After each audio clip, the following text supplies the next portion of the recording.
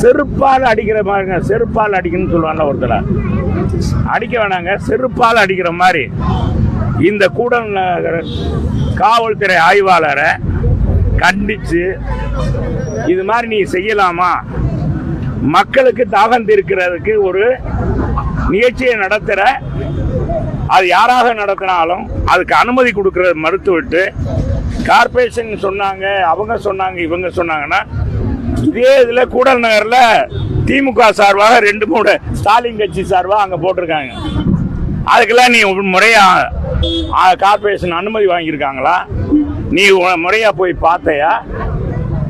ஏங்க, நீர்மோர் பந்தலுக்கு தீ பிடிக்காத கூரை அமையணுமா?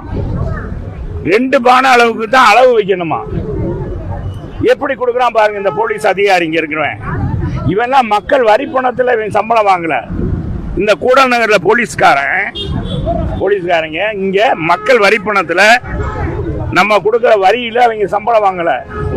ஸ்டாலின் வீட்டில இருந்து இங்க இருக்கிற திமுக உடைய கைக்கூலிய மந்திரியுடைய பிராமின்னு சொல்லி மந்திரியை வச்சுக்கிட்டு ஏமாத்தி இங்க அராஜம் பண்ற அந்த நாலாந்தர பசங்கள், இவங்களுக்கெல்லாம் அதிவிரைவில் இவங்களுக்கெல்லாம் வேட்டு இருக்கு. அது ஒரு பக்கம்.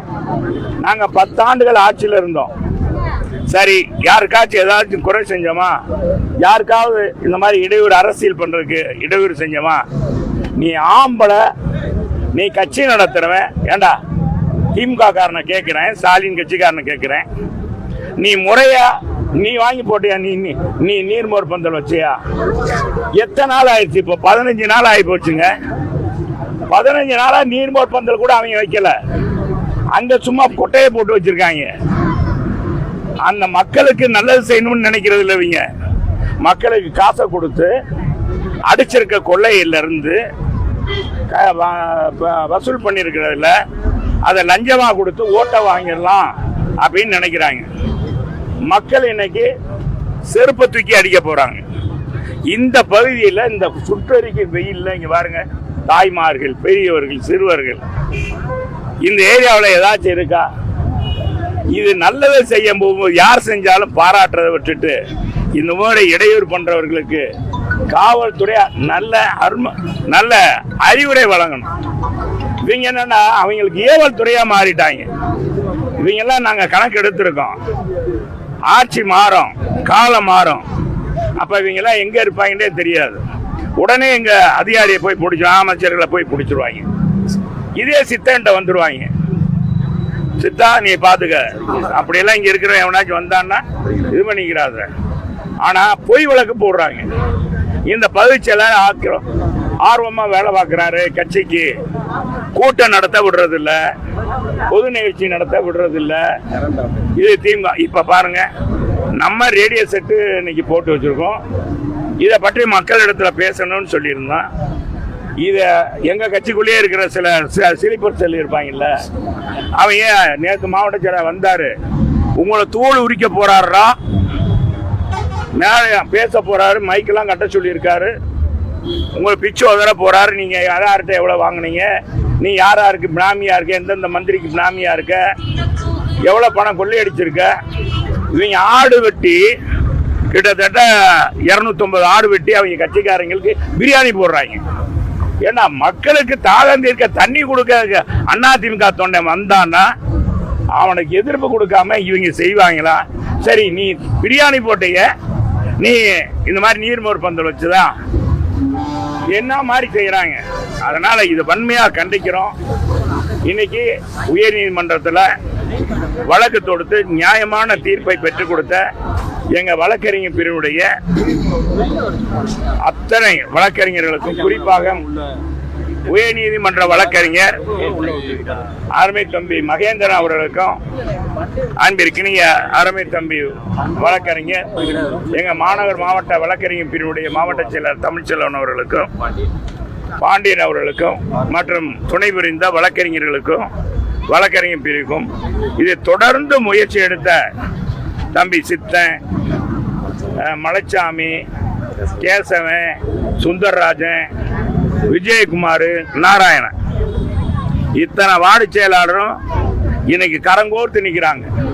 நம்ம சித்தனுக்கு. நீ மிரட்டுறாங்க, ஏய் உன்னை தூக்கி உள்ள போட்டுருவோம், கஞ்சா கேஸ்ல போட்டுருவோம். ஏன்னா லூசு பேட விடிய விடிய டாஸ்மாக் வியாபாரம் நடக்குது, பார் நடக்குது. இதெல்லாம் இந்த போலீஸ்காரனுக்கு தெரியல. இந்த போலீஸ்காரங்களுக்கு இங்க இருக்க போலீஸ்காரனுக்கு தெரியல, இந்த கூடநகர் போலீஸ்காரங்களுக்கு தெரியல. நான் உண்மையிலேயே காவல்துறையை மதிக்கிறவங்க. நாங்க 10 ஆண்டுகள் நான் அமைச்சராக இருந்திருக்கேன். ஒரு இதுக்கு கூட நான் எந்த காவல்துறையிட்டையும் நான் பேசுனது கிடையாது. இப்ப கூட நான் இத்தனை வருஷம் ஆச்சு, சட்டத்துக்கு புறமாக கிரிமினலுக்காக யாருக்கும் நான் துணை போனது கிடையாது, பேசுனது கூட கிடையாது. எங்க கட்சியே இந்த மாதிரி போட்டு மிரட்டி உருட்டிடலாம், போலீஸை வச்சு மிரட்டிடலாம், அடைக்கிடலான்னா இதெல்லாம் பப்பு வேகாதுரா.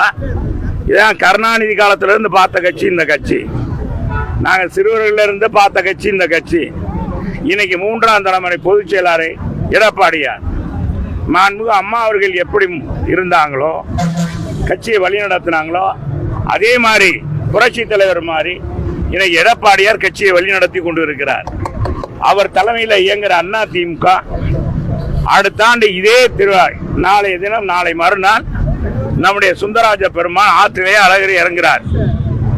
அது என்ன ஐதீகம்னு சொன்னா, மண்டூக முனிவருக்கு விமர்சனம் கொடுக்க போறாருனாலும் அதே நேரத்தில் நாட்டு மக்கள் அதை பார்த்து அன்னைக்கு என்ன அவர் பட்டு அடிந்து இருக்கிறார்னு பார்த்து அந்த மாட்டில் அந்த மசம் பூரா நல்லா இருக்கும், பச்சைப்பட்டு கொடுத்தா விவசாயம் செழிக்கும், வெள்ளைப்பட்டு கொடுத்தா மக்கள் சுபிச்சமா இருப்பாங்கன்னு பேசுவாங்க.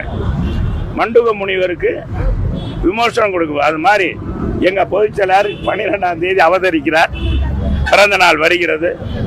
அவர் அடுத்த ஆண்டு இதே தமிழக மக்களுக்கு விமர்சனம் கொடுப்பார்.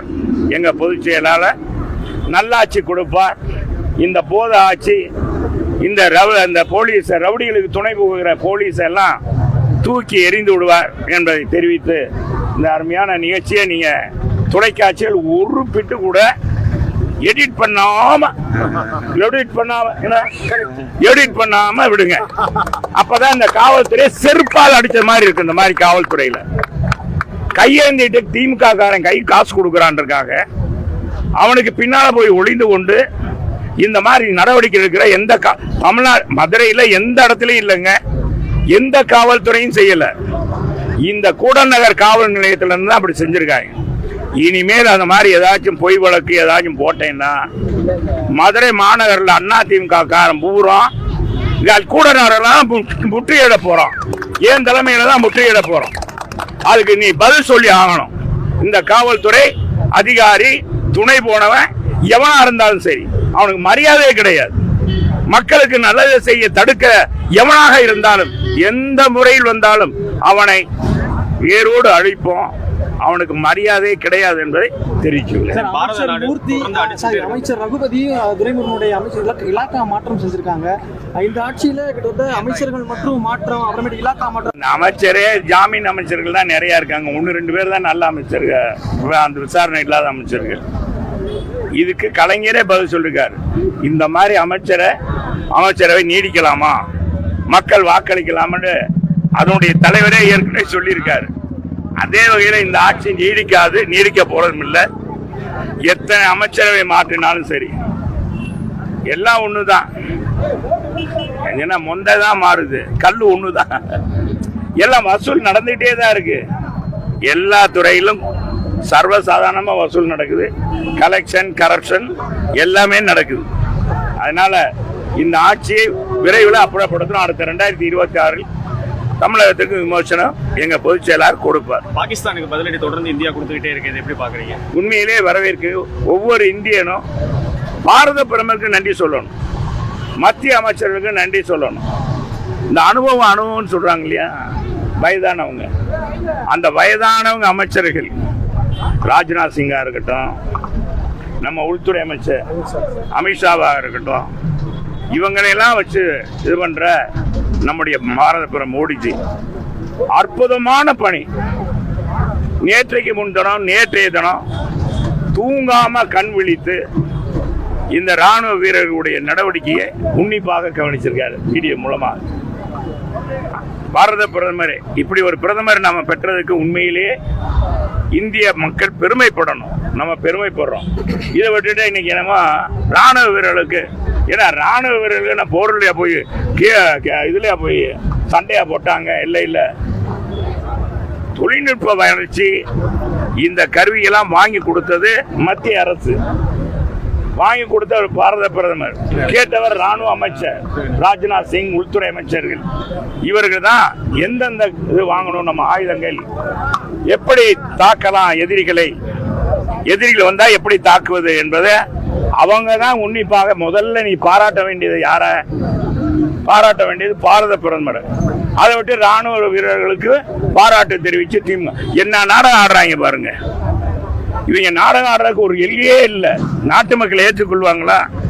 சரி, இதே ஸ்டாலின் விட்டு அங்க இருக்கிற நம்ம செக்ரட்டரி இவங்களை பாராட்டி ஒரு ஊர்வலம் நடத்தினா என்ன ஆகும்?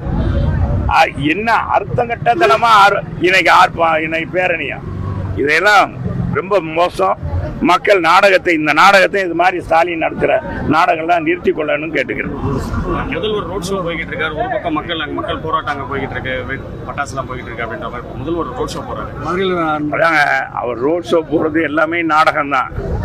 அங்கங்க பணத்தை கொடுத்து 500 கொடுக்குறாங்க. 2வது கடன் கொடுக்குறேன்னு சொல்றான். இப்படி ஆட்களை கொண்டாந்து நிப்பாட்டிடுறாங்க. அது என்னமோ அவருக்கு என்ன தெரியும்? பாவம். நம்ம முதலமைச்சர் அப்பாவி முதலமைச்சர். அவருக்கு நாட்டில் என்ன நடக்குதுன்னே தெரியல. பாருங்க, அவர் ஆட்சியில் நீர்மோர் பந்தலுக்கு போராட வேண்டியிருக்கப்பா. ஏய், உயர் நீதிமன்றம் வரைக்கும் போக வேண்டியிருக்காப்பா. மக்களுக்கு நல்லது செய்ய இப்படிப்பட்ட காவல்துறைக்கு அவர் தலைமையேற்றிருக்கிறார். இதுக்கே நம்ம காவல்துறைக்கு தலைமையேற்றிருக்கிறார். இவங்கனால அவருக்கு தலைகுனிவு இருக்கிறார். இதுக்காகவே அவர் முதல்ல அவர் ராஜினாமா பண்ணணும் அப்படின்னு கேட்டுக்கிறார்.